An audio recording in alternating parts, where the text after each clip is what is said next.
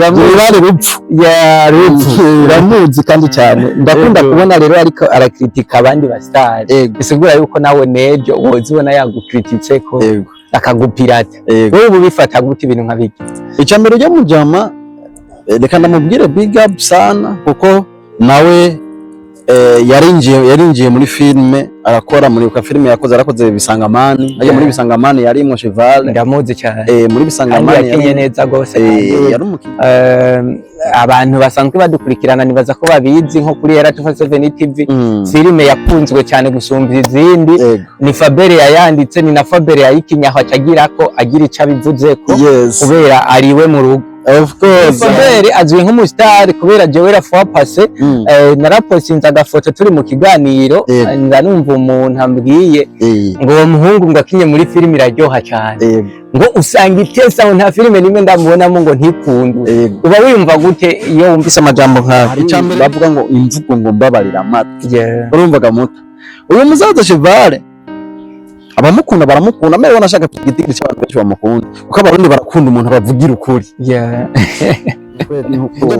kuri de la plaine yes Fabere ubu nyene wowe urashobora inzu barashobora kuyiguha igaragara mu masaha ngahe tugasanga iri kiraka akakanya nyene kabisa niti pu mandagohereje jewe rero hari usanga ibi nibi bibaye ni nk'izihe ntambamye kunda guhura nazo nk'umuntu abari karensitara ibintu by'amatara nko mu nzu y'umuntu jewe rero sinumva ngo akazi kose ntikabura intambamye ariko iyo ndiko ndakora electricity nta ntambamye nigera mpura nayo uzo kwarimanta mu nzu yawe umaze kumbwira ibyo ushaka uzokoresha mu nzu yawe cyane kubwira ati tugure insinga zimeze uko nuko dukoresha insinga zimeze uko nuko amafizibe ameze uko nuko ama interrupteur ameze uko nuko n'ama prize ameze uko nuko ibyo rero cyunyubahiriza ukabinkorera singaruka mu nzu wawe mpejeje akazi kawe uba wahaye singaruka ni garanti y'imyaka ijana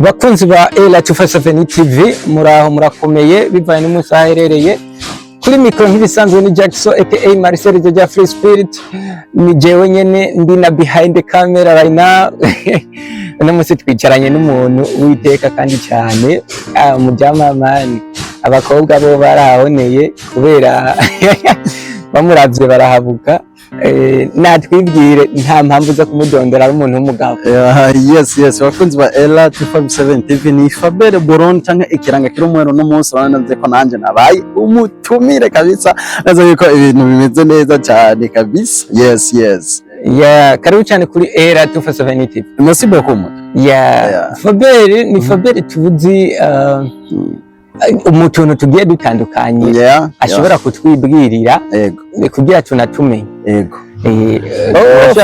Fabere Burundi rero amazina nkawe n'abavyeyi nitwisenge Fabrice barayaza abantu bose hanyuma kano kazi kacu kaduhaye kampaye kuba Fabere Burundi cyangwa se ikiranga kiri umwe mbe bashaka hari impamvu wiyise Fabere impamvu niyise Fabere ni imwe gusa kuko Fabere ni Fabrice Fabere ni Fabrice kuko Fabere ni Giheburayi kuko Fabrice rivuye mu izina Fabere ryo mu Giheburayi rero numvise nkunze Faba kuruta Fabrice nayo n'amazina yanjye wumvise Faba wumve Fabrice kuko yose n'amazina amwe amanje mugati kubera ko ari nasanze hari abandi bantu twitiranwa bitwa ba Fabere bo mu bihugu byo hanze n'iki cyambatirejewa Fabere Burundi of course na cyane yuko arakabike kubera ko kantu si bose bakazi abaramata by'amavuta na cyane yes Fabere tumuzi mu tuntu tugiye dutandukanye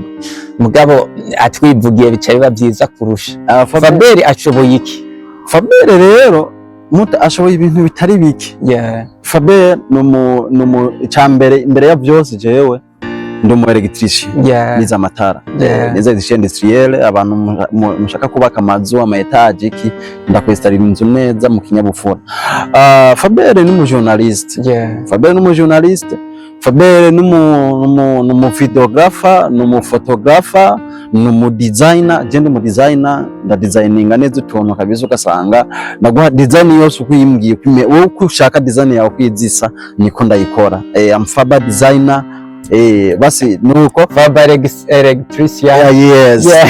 No, I'm Faber photographer, videographer. Yes. Nuko ibindi navyo numva hafi ya byose ni ibyo kiretse kuri ibyo ndafise n'impano yo kwandika filme nkaba n'umukinnyi wa filme kandi. Yes. Ego. Yeah, tu es très talentueux, trop talentueux, trop talentueux bro. Basi c'est talent nyinshi kandi cyane. Faber nk'umuntu avuze yuko asanzwe akora n'ibintu by'amatara, uvuze ko wanabyize, tuvuge ko wize kuri de la plaine. Yes. Faber ubu nyene wowe urashobora inzu barashobora kuyiguha igaragara mu masaha ngahe tugasanga iri kiraka aka kanya nyene kabisa niti pu mandagohereje. Je rero tuvugane ku kintu cy'amatara kubera nyine aba ntihenze tuba no mu karere kamwe tumaze iminsi n'ibintu by'amatara biza biragorana mu masaha y'umugoroba. Ntawe nk'umuntu asanzwe ibyo bintu abimenyereye ukeka nk'ikibazo cyo bari kihe? Biragaragara kandi biranaboneka. Ikibazo cyahabaye hariho bariko barashanja ibintu by'insinga. Insinga zarashaje hajya mu karere iwacu, insinga zimaze ubusaza rero bariko barazishanja. Bariko barazishanja kugira ngo bashobore kuzihinura. Rero mu gihe n'ibikorwa byacu bya electricity turiko bashanja ibintu ntihabura utuntu tumwe tuza turaba kwa kuntu usanga insinga za kera n'izubu zihuye zashobora kunganya uburemere, bice bituma ntuza transfer isota. Iyo transfer imaze gusota niyo mpamvu tubona habaye basanga hanaka amatara arahari nahanaka amatara arahari bivanye na transfer ibintu insinga iriko rakoresha. Yes, twe tujya mu karere wacu dufite ikibazo cyo kumwe kubera bariko barahindura ama materiel cyangwa bariko barahindura insinga n'amapoto. Nta kindi kibazo dufise hajya niba heza kubitunganya byose bimeze neza. Okay. Yes. Wowe nk'umuntu asanzwe abimenyereye. Yego. Nibaza yuko ubu ubona ikibazo cyabaye. Ariko wowe nawe wagiye kuri tele. Hari igihe usanga ibi nibi bibaye. Yego. Ni nk'izihe ntambamye kunda guhura nazo nk'umuntu abari karensitara ibintu by'amatara nko mu nzu y'umuntu? Jewe rero sinumva ngo akazi kose ntikabura intambamye, ariko iyo ndiko ndakora electricity nta ntambamye nigera mpura nayo.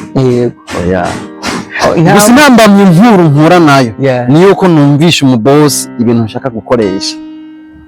Niyo ntambamye mpura nayo kuko umubosi namubwiye ati boss je nshaka gukoresha ibi n'ibi, avuze ngo urabona ukuntu ashaka kunkoresha nabi kuko je nesta inzu nkoze inzu singaruka. Ni garanti y'imyaka 100.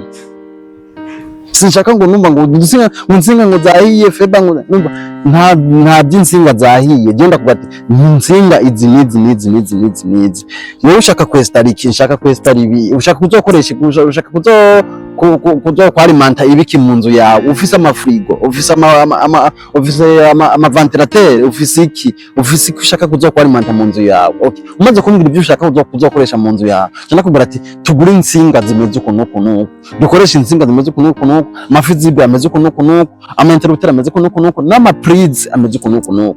Ibyo rero cyunyubahiriza ukabinkorera singaruka mu nzu wawe mpejeje akazi kawe. Uba wahaye singaruka ni garanti y'imyaka 100. Okay, ni ikintu cyiza cyane kandi birumvikana uri kurakora ibyuzi. Erega banavuga yuko umuntu akora ibyaza adahubuka. Nukuri. Umuntu akora ibyazi ntahubuka kubera ntaba ari karatomboza. Aba ari umuhinga muri ibyo. Of course. Reka nenda kubwire nti big up sana kubera ibintu byo gukora amatara burya nitara idafise bose. Nka jewe ngaho umugani wa Eric Nyandwi ndi nkandagira bita. Aya nawe ufise ibindi je kuko umuntu adashoboye iki abashoboye n'ikindi. Yego. Kubera n'ubundi bavuga yuko ata muntu w'ikijuja baho. Never. Kubera ubudashoboye binarashoboye ibindi. Bien sûr. Aretara son divers. Na cyane cyane. Rero Faber wanavuze yuko uri mu design kandi mwiza cyane. Ni nk'ibihe bintu ukunda ku designing? Gender designing ibintu hafi ya byose, ariko ndisunga cyane ku nganda. Ndakorera inganda, nkorera Rise and Shine Burundi. Uruganda rutunganya umutobe mwiza cyane wa fungus, umango fungus. Nije designing ama design yose yo muri fungus design yose muzobona iri kuri trending ya Fungus nije ndayidesigninga nije nayikoze no kuvuga ndakora design zigiye zitandukanye no kuvuga jewe urazi kwambara ati Feba numva nshaka gukora nshaka design ya kino kintu hapa rero gukora na design ndakora n'amarogo ndakora amarogo mfata je nshaka logo y'izina ryanje nshaka logo ya company yanje nshaka logo y'iki ndi n'umu createur w'amazina y'ama societe ushaka ati je societe yanje numva iyo ba irimo ibintu ibi ako nipfuza izina rya societe nziza ndagufasha gukrea societe yawe neza bikagenda neza cyane kabisa na design nakunda ku designing ibintu by'inganda nibyo usanga ndi associate nabyo cyane by'inganda bitavuze ko n'izindi design ntozikora ndazikora bien ariko ndi ku by'inganda cyane mwino minsi byunguka imbere ka na cyane big up sana nicyo gituma utagase amahera y'abantu warayamaze iyo mitagato ntiva kubusa ni Imana gusa na cyane Faber uravuze yuko n'ibintu byo gukrea amazina usanzwe ubikora mbere reka nje mbwira abantu bari ko baradukurikirana kuri Era 247 TV umuntu wumva wari ufise nka entreprise yiwawe wari waraburiye izina Faber Rela Faber Lensi ile partout ushobora no kumurondera ngo umubure uwo ni wa mudama udashobora no kuhiga kuri telefone ngo umubure telefone yiwe amayuguriye 24/24 of course nibaza ko nakubeshe niko kiri namba nabuze umuriro machine ba ibiri full tank cyangwa mu machine na cyane rero Faber hoba hariho nk'umuntu umaze gukeyera izina rya entreprise nimba atari bangu tubwire ego arahari gusa ntiyandishe urinumiye ego na cyane abastari niko mumeze uba wiyumva gute rero nk'umusitari kubera umuntu ashobora kuba kina filime akanazandika tuzi mu mafilime agiye atandukanye yamamaye cyane abantu basanzwe badukurikirana nibaza ko babizi nko kuri Era 247 TV filime yakunzwe cyane gusumba izindi ni Faber yayanditse ni na Faber yayikinyaho acagira ko agira ica bivuze ko kubera ariwe mu rugo of course and muhira kuri Era 247 TV ni mu rugo kabisa aho nanize ko ibintu bimeze neza cyane iyi filme mubona mu cyo mujya munsi murabe muri history muraza kubona filme yitwa Uchawi na Nguvu za Mungu ni filme mu Kiswahili ni idea twarose ari jewe Bonjo Salamwe tunone kamana ko kamera ihari kandi nawe ukabura umucineaste mwiza nemera nta kuntu wokora akantu tukagira tukagaposta cyane mubwira ati mane sinkora akantu ahubwo nkora ikintu urumvaga muta ndamude sinkora akantu ahubwo nkora ikintu turambye ati ngiye kwandika seri yo mu Kiswahili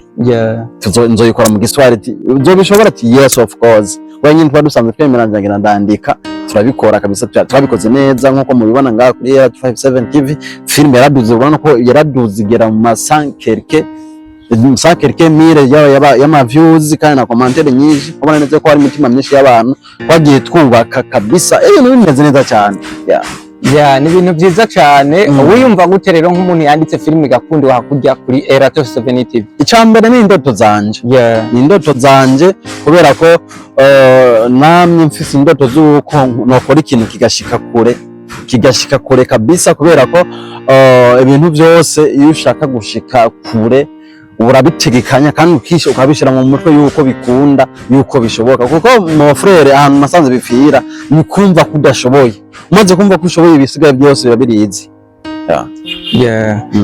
urinze wumva ko ushoboye ibintu burya nk'uko bivuze biba biheze nta kiba gisigaye atari gucutera imbere kandi ntibisaba umwanya munini ubu Faber azwi nk'umusitari kubera jewe rafuapase narapostinze agafoto turi mu kiganiro ndanumva umuntu ambwiye ngo uwo muhungu ngo akinye muri filime iraryoha cyane ngo usanga itesa nta filime nimwe ndamubonamo ngo ntikunde uba wiyumva gute iyo wumvise amajambo nk'ayo icyambere nishema kuri jewe nishema kuri jewe kubera ko ndi muri babana namwe nipfuza kuzoshobora gukina filime igakundwa nyimbo no musi ndiko ndakina filime igakundwa suko yahoze ikundwa je nakoze filime nyinshi zitakunzwe uno munsi nyimba hari filime no nkoze igakundwa basi Imana ishimwe na cyane ego je mbirandyohera kandi amashimwe ndaduza hehe ku Mana kuko niyo yabimpaye niyo yampaye buri kimwe niyo yampaye gushikaho ngeze uno munsi iyo atabimana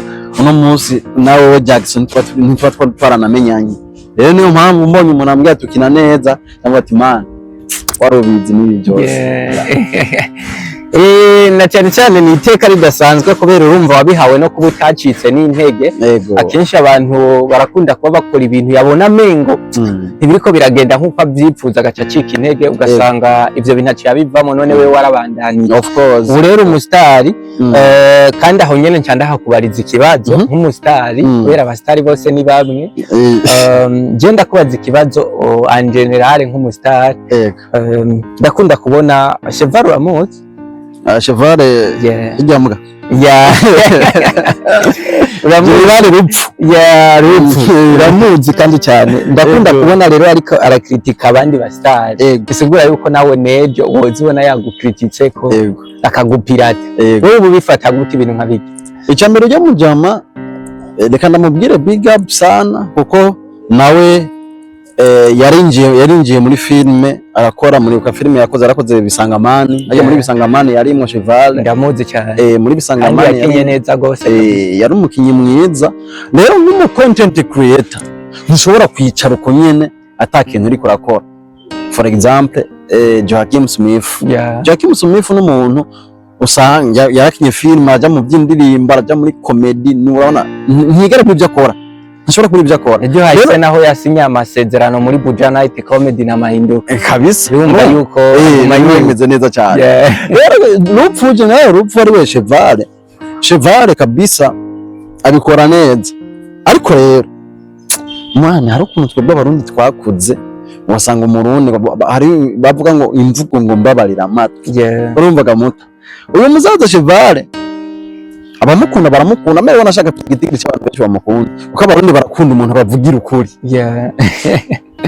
ujya muhunga avuga ukuri Cheval avuga ukuri gusa nuko atamvugo mbabarira amatwi agira kandi abantu bose bamukurikirana aguhanuye ibyo avuga biba biri correct bimeze ntazi gucisha hirya ntigikunda si nka bantu mutuma ngo genda mu Kamenge akaza kumutakura azunguruka no mu Carama akaza no mu Kinama harimo akaja mu Kamenge arasa ku ntebe niko ameze rero cyo nomubwira bwana Cheval big up sana kweli ariko gerageza basimutana zuracisha mu imiyaga kubera ko yani imbuga zasaze imbuga zahiye kabisa bazi neza ngirwa wanyoye urumogi ntabyo sinzi ariko Cheval ndamukunda avuga ukuri kandi abantu benshi barabizi Cheval avuga ukuri vraiment avuga ukuri ni ikintu cyiza cyane mu yandi majambo rero ukuri kuravuga of course kandi kuranababaza niyo mpamvu ukunda gusanga abantu benshi baca bababara reka turi ngaho nyene musaza urabona abantu benshi barafise ukuri bobwira abagenzi babo canke abastara bati shaje navuga satu ntamuvuga nabi jewe nzoba ngowe kabisa nyimba yari n'umujama kazobagazisha nambloka ugasanga jewe nk'akarorero uranene mana ariyo n'umugenzi canke directeur Amede n'umugenzi ugasanga kubera ko ndabubaha nkumbure canke ari bakuru banje canke nkumbure mfise ibyo ndabashakako ugasanga abakoze ikosa ndasi kubivuga mon frère ngo mwohava muca mutwana ngo yaca kwanga niba nkakubwira ikosa umugenzi yakoze nibyo buri umugenzi wiyozo umwana kubera ko umuntu arashobora gukora ibintu nk'ibyaha canke amakosa atavyaza example typique Roi David David yatwaye umugore w'umuntu hama ntiyamenye yuko yakoze ikosa umuntu wamaze kubwirwa ko yakoze ikosa acegenda avuka aravuga ati wana je ni kuri Mana mbabaye nabyo narinzi ko jewe nakoze ikosa gusa ndabarire namenje Imana yari mukora kwica kubera ko umuntu mubwije ukuri kw'ikintu yakoze kurababaza byose yakavuga ati shaka ko biri kose umujama arankunda kuko yamugije ukuri kwere arakoze nuko kwere kubwiza ukuri umugenzi wawe ni byiza ikintu nicyo kandi cyiza cyane twese dukwiye kugira of course nk'impanuro kandi nziza cyane Fabien turiko turarangiza umuganda akeneye yuko ugira akantu ubwiye abantu bariko baradukurikirana abantu bariko baradukurikirana rero icyo nababwira cyoco ni kwa kundi nyene ni hahandi nyene ni ukudacika intege mu buzima cyangwa mu byo barimo. Igihe cyose uzoba uriko urakora ikintu, don't give up. Ntuve ku bintu, ntucike intege. Nanjye mvugana nanjye nganira na Mutama Eric Nyandiryari, arambwira ati sha muhungu wanje, icyo ndagukundira wewe ntiwigera ucika intege.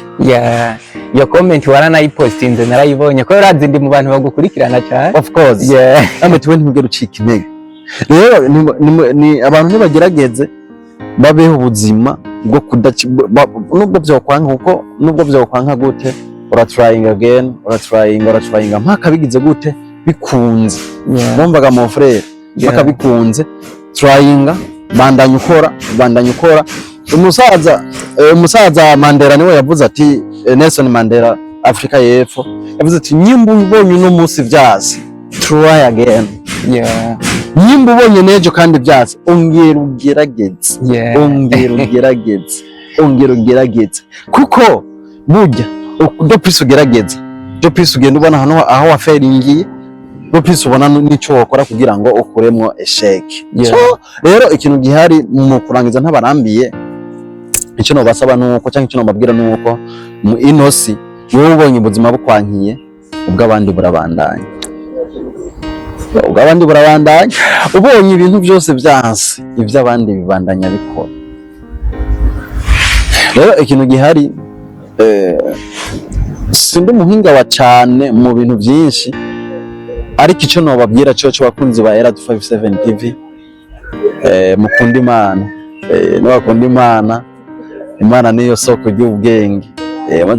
Umaze gukunda isoko ry'ubwenge, na rya soko nyongera cyari gutamwa ubwenge bwose, kubera ko Imana yubahwe. Uno munsi Imana nitwigije hano, uno munsi Imana novuga Imana sinoyiheza, novuga Imana sinoyimara, novuga Imana irarenze cyane. Bakunze Era 257 TV dukunda Imana cyane, kubera ko niwitwararika Imana nayo izokwitwararika mu bintu byawe byose. Iyo ndiko navuga kwitwararika Imana, simba mbuze kujya kwama mu mashengero, kwama mu masinagoge, kwama mu misigiti, sinze kumva ko wewe uhari gusa, kumva uhema ari Imana. Ibyo nyene birahagije kumva ko Imana uyihezagiye. Imana irakunda irakunda umuntu ayibwira, Mana urabizi urarenze kuri jewe, ntawe we nta jewe, ntawe we nta buzima. Imana ivuga ati wow, umuhungu wanje reka ndamutema. So muta Imana imbere na cyane byose bikurikira. Merci. Asante sana. Nibaza yuko abantu bama bamwita pasteur ntimwama mwihenda, murumva yuko n'ubutumwa buvuga kandi ibintu bikagenda neza. Guys, nibaza yuko yari karanavugishwa imbere ya kamera. Bantu mudukurikirana, nibaza yuko mwabyumvise, byari ibintu bimeze neza cyane. Ndishimiye kuba narakumenye Monsieur Faber, n'umugisha kandi n'ibintu byiza cyane. Guys, mwariko muradukurikirana, nibaza yuko mwumvise ibitari bike. Je nanje jambo ntahanye, twubaha Imana tunayikunde, tugendere mu nzira zayo, gutyo tuzoshika ku byo twipfuza. Yari Jackson nk'ibisanzwe aka Marcel de Free Spirit, twari kumwe na Faber. Mubandanye mudukurikirana kuri Era 257 TV, mugende no kuri FD Motion. Turabakunda cyane. Ciao ciao.